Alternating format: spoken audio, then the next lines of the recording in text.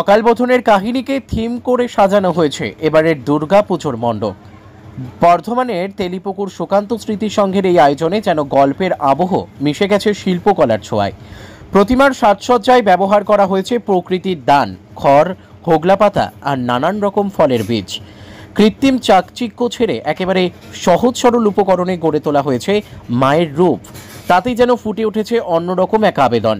পুরো মণ্ডপ জুড়ে রামায়ণের কাহিনী ভেসে উঠেছে অনন্য গতিতে, অনন্য ভঙ্গিতে। মণ্ডপে প্রবেশ করলেই দর্শনার্থীরা অনুভব করতে পারবেন অকালবোধনের সেই পৌরাণিক মাহাত্ম্য। শিল্পীদের নিপুণ হাতের ছোঁয়ায় প্রতিটি কোনায় কোনায় ফুটে উঠেছে দেবভক্তির এক অদ্ভুত মেলবন্ধন।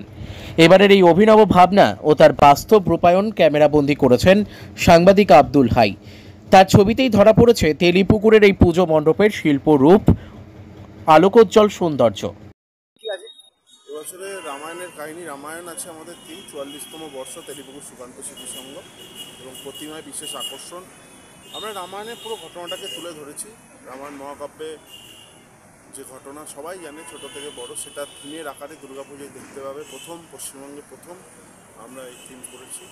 খুবই ভালো লাগবে, আপনারা আসুন। কেমন খরচ এইটা? প্রায় 40 লক্ষ টাকা বাজে। কত বছর ধরে আপনি? 44তম বর্ষ। কেমন ভিড় হয় এখানে? এখন ভিড় প্রচুর হবে, কারণ যে হারে মানুষের উৎসাহ এই থিমকে নিয়ে, প্রচুর ভিড় হবে। আপনার নাম? রাসবেরি হালদার, আমি ক্লাবের সম্পাদক।